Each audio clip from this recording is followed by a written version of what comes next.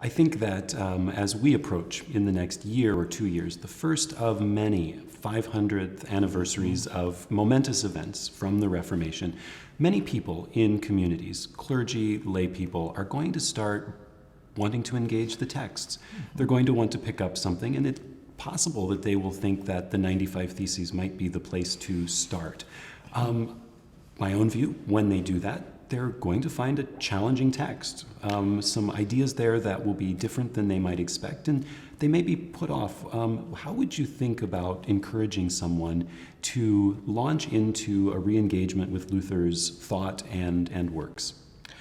I think that even people with some background in church history and in theology do need help, because while I think Luther, as a thoroughly human being, comes across very effectively, he does come across in 16th century terms, in German terms, and that's a big cultural leap. So I would say that finding a good, annotated, illustrated, if possible, edition, like the one that's beginning to appear from Fortress, is really a great help. I think people should read the 95 Theses. I don't think they will find in it Luther's mature theology by any means. As a matter of fact, it's cast in a genre with which we have very little familiarity. It was a university disputation.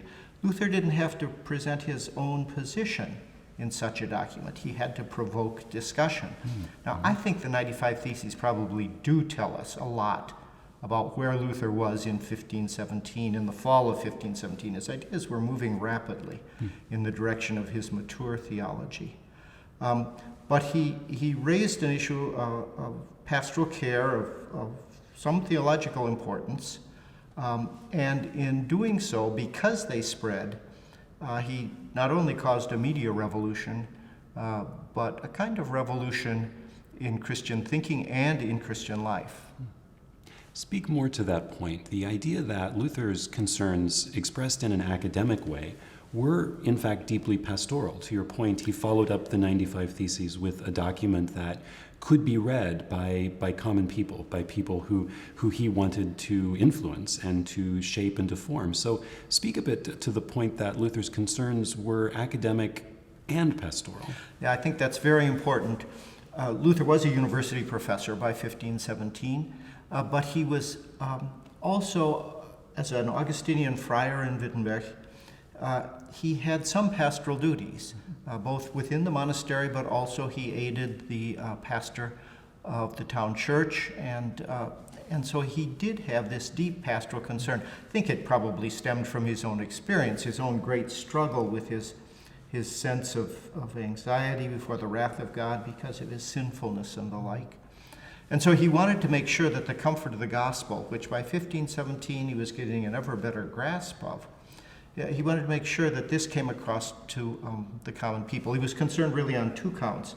One was people bought the indulgence, which meant that they didn't have to worry about sinning. They could sin boldly and get away with it, which is not what Luther meant when he later said sin boldly. Or they would be cast into despair because they'd be counting on something that any commonsensical person could recognize was a kind of fraud. So he had this deep pastoral concern, both for Christian behavior, but also for Christian peace of mind and peace in God. And that really informed and provoked his 95 Theses, and that typifies all his writings. All his writings are caught between the two poles of his faithfulness as a teacher of Scripture and his belief that God is present in Scripture, still speaking to us, as he spoke to the apostles and prophets, and his concern for bringing that message across to the people and giving them the comfort of the gospel.